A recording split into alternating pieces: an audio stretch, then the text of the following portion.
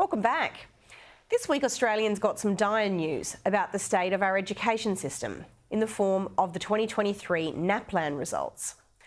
Australian students are now twice as likely to fail than to excel in maths and English. 430,000 of the 1.3 million students who sat the tests this year are performing below expectations. And only 15% of students, roughly 200,000 of them, exceeded the expected standard. And sadly, 2 out of 3 Aboriginal and Torres Strait Islander children failed to meet the baseline standards that have been set for the year.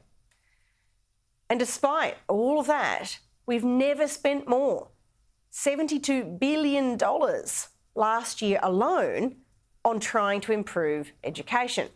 If you watch Credlin this week, you'll know some of my views on what needs to change. But today, I wanted to get 2 people in who are experts in the field to share their ideas about how they can improve this trend from one of decline to one of improvement. Joining me from the Centre for Independent Studies is education expert Glenn Fahey. And from the Teachers Professional Association of Queensland, we're joined by Scott Stanford. Welcome to you both. Glenn, we've never spent more on education than we do now, but do we know what it's being spent on and whether that represents value for money?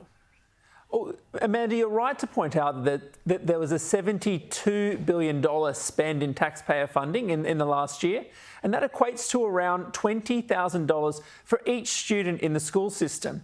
And we'd have little idea about where that funding is actually spent.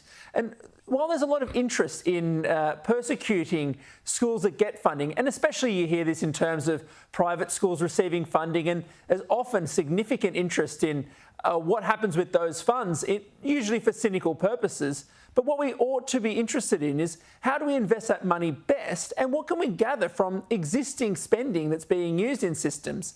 Focus on what is being done with money rather than obsessing over who gets what.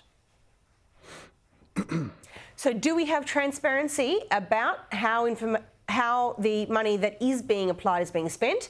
And how can we go about improving transparency about the usage of those funds? Look, not in the slightest. There is no collective data set that tells us what schools actually spend money on. And that's not because there's a belief that schools are spending money improperly, but there are many schools out there and principals making financial decisions who would like to know, where can I get the best investment for a struggling reader, or a student who's struggling with maths, or a teacher who could use some additional training. Unless we can give a better comprehensive set of evidence, we can't expect leaders to make good decisions.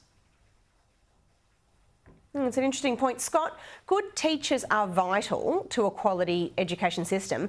How can teacher morale and retention be improved? Look, the problem is, and I'll follow on from Glenn, it's not so much that they're spending an exorbitant amount of money, the most ever that's been spent before. It's in states like my own, the bureaucracy has grown 6- and 7-fold over the past 5 years. And it's not just the current government, it's successive governments over the years. They've grown the bureaucracy so that staff now are having to give students full days off school so they can complete paperwork for the department. It's just not good enough. Teachers are wanting to teach. They want to teach maths, they want to teach English, but they're being told what they can teach, how they can teach it. The teachers are the experts. Let's let them do the teaching. Let's put control back in the hands of the principals and the school boards and let the experts run education and get rid of some of the bureaucracy. Well, that seems to make a fair bit of sense. Scott, does the model for managing schools from capital city education departments work? No, absolutely not. I've got colleagues who I speak to who are out as far west as Roma, and they're having to do things to do with travel to and from school times, students' attendance times, things that a big inner city school can collect that data. When you've got smaller schools that are running a different sort of program, it's a waste of teachers' time and money. We can't get teachers that go out to the rural areas because they're not looking after them well enough out there. It's just a total shambles, and this is not just in Queensland, it's in most states around Australia. Teachers tell me that all they want to do is get into the classroom and not be impeded by paperwork.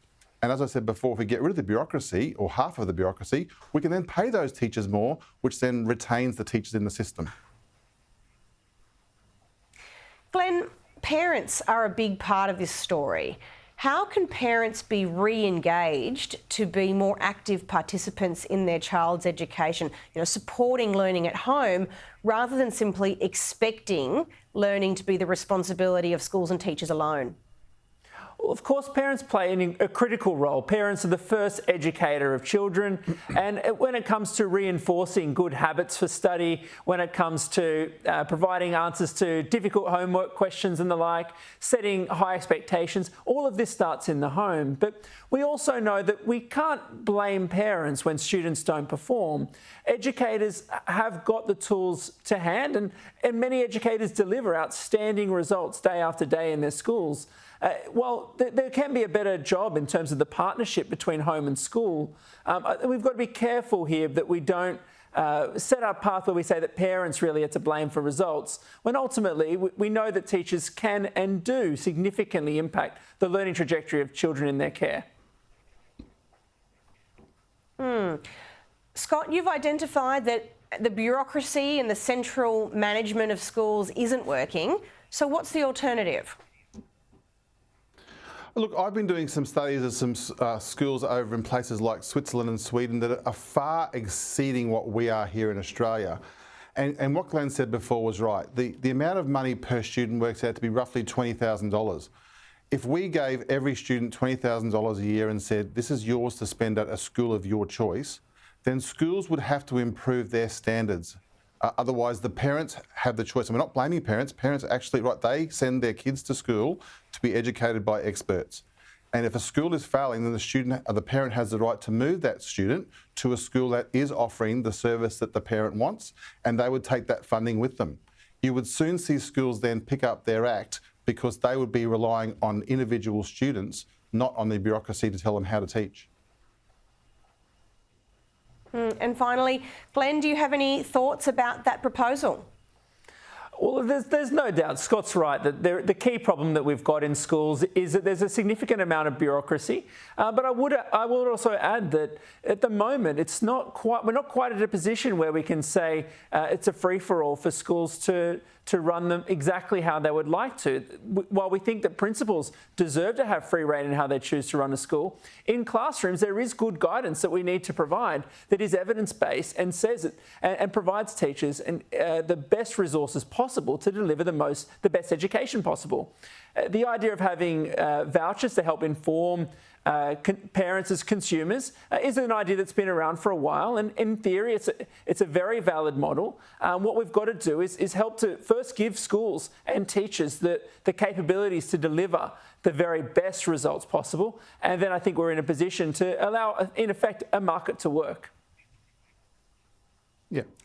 Gentlemen, thank you both very much for sharing your expertise with us tonight. I appreciate it very much.